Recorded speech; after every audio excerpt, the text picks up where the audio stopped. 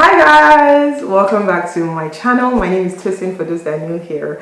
So as you guys can see, I'm not sure when this video is going to go up, but I got this video idea from another video I was filming, completely different topic, but I've written down some of these points before a long time ago, and I just thought, you know what, let me make it into a video. So I'm going to be sharing this ring, my goodness. So I'm going to be sharing with you a couple of reasons why people do not give you advice or feedback.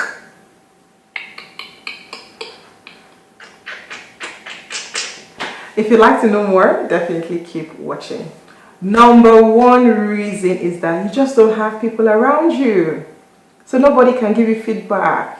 One man island. You are the beginning and the end, the jury, the judge, the defender, the prosecutor of your life. You don't surround yourself with enough people to give you feedback. So obviously you will always be a blind man in your blind village. Not to say that anything bad will happen to you, it's just that you have refused to surround yourself with people. So obviously you are not going to get any advice, right? Okay, so that's the number one reason. You don't even have people in your life, right? You have people in your life, but you have not made yourself accessible enough for them to give you feedback. So yes, you're very involved. Maybe you're even in like 10 different groups. You go to church, you go to school, you have work colleagues, but you have this boundary wall. You know, we all love boundaries. Boundary wall around you that you can be smelling like garlic, but because you have put that boundary, nobody will tell you because you have not given them that leeway. You can be insultive, you can be rude, you can be even none of those things. You can be, you know, they can give you, they can just suggest things that they think that you might thrive at. But because you have not given that accessibility, nobody's able to tell you these things. There are people that maybe, and I'll give a scenario. I went somewhere and I won't say the location. And there's this lady that I know, and she's very, you know, she minds her business like we all do. And she doesn't really gist to people. She just minds, you know, just on her own. And she bought a dress and the tag was outside the dress. And if it was someone that I knew very well, I'll just be like, I'll just go and, you know, try to hug the person and tell her that your tag is showing, you know, and I'll help her cut it or tuck it back inside, whatever the case may be. But you guys, I contemplated for like a full minute, like, I don't want to go and tell this woman now, she'll give me attitude or she will now start avoiding me because and this is something that could have actually added value to her or help her. But I just bone it. I'm like, you know, at the end of the day, it's not about her. I don't want anybody to see me with the tag of my dress and the price. If I could see the price of the dress outside the dress. So I just went to hug her and I said, good afternoon. She was like, oh, hello. And I was like, your tag is normal. If it was my friend, I'll just quickly cut the tag. I was like, your tag is showing outside the dress. She said, okay, thank you. And she tucked it back inside. And she said, she started trying to tuck it back, trying to cut it. I just walked away. I don't even remember the outcome. So that could be another reason. You have so much boundaries around you. And this is a self-reflection post. People may not even want to share anything with you. It could even be like maybe they think that something that maybe they know that you're a caterer and there's a grant for caterers, but they won't share with you now because you're just too uptight. So that could be another reason. The third reason is you are very defensive. Meaning that even when people tell you stuff, you always have a comeback. So I'll give you an instance. I met a lady at an event with her family and she saw my hair, my daughter's hair, and she was just, you know, like, oh, your hair is so beautiful. And she was telling me about her daughter's hair. And you guys, I think I might have even, you know, I think I told my friend this that day.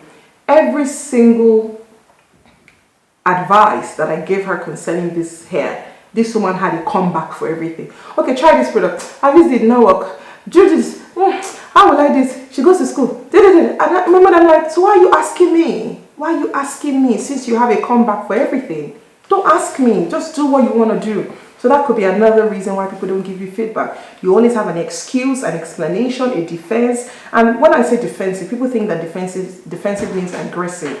This woman's response to me, she wasn't aggressive, but she had a comeback. She was combative. She had like feedback for everything. So I was like, okay then, if I tell you, okay, I think you can really do this. So I think, you know, you're so personable, you can do MC gig. I don't have a car. Yeah, okay, bye-bye. You're not ready. So that could be another reason why people don't give you feedback. You're very defensive when they give you. The alternative one, sorry about the chimes going in the background. I think someone is going in and out of my property. That could be why. Then another reason why, you know, people don't give you advice or you seem not to get any feedback is because it's the alternative or is the opposite of what I just said. It's that you're extremely emotional. So when someone tells you that, okay, oh sister Tosin, the way you handled so and so and so, I didn't really like it. Babu Sekun, you just start to cry. Or you start to personalize it. You think like, oh, this person doesn't like me, they don't wish me well. You play the victim card. It's very easy for you to center yourself. You don't actually take a look at the problem and solve it. You are taking it as I don't know another English to explain this, but you are so emotional, like, so it's very hard for people to give you feedback. I don't want to give a friend feedback and say, you know what, maybe you always call me during work hours and I'm actually a busy person, and the person will now say, okay, sorry, I will not call you again, and they actually don't call me again. Nobody wants to be put in that position, so we now have to work on eggshells, around that person or around that situation. That might be another reason why people don't give you feedback. You're too emotional and you personalize things, and you refuse to take the knowledge or the what would I say, the learning points from things, and you make it all about the emotional aspect. So that could be another reason. Another reason is that you don't listen. You don't listen, which is almost even the worst. There's an adage that I probably have shared on my YouTube channel, is that when the enemy or the devil wants to ruin your life, it makes you deaf to good counsel. And I notice that this is something that happens to a lot of us. Somebody will, and I'm going to use women because I'm a woman. Somebody will call you, use their mouth, their time, and give you good counsel that can add value to you. Maybe your content creation, your business, your marriage, your relationship, and you choose to do the complete opposite. Which same person will want to be doing the same thing over and over and over again when it's not yielding results? You have a boyfriend that you're dating, and maybe the person is maybe condescending towards you. They always use condescending words, and your friend is giving you counsel about that thing.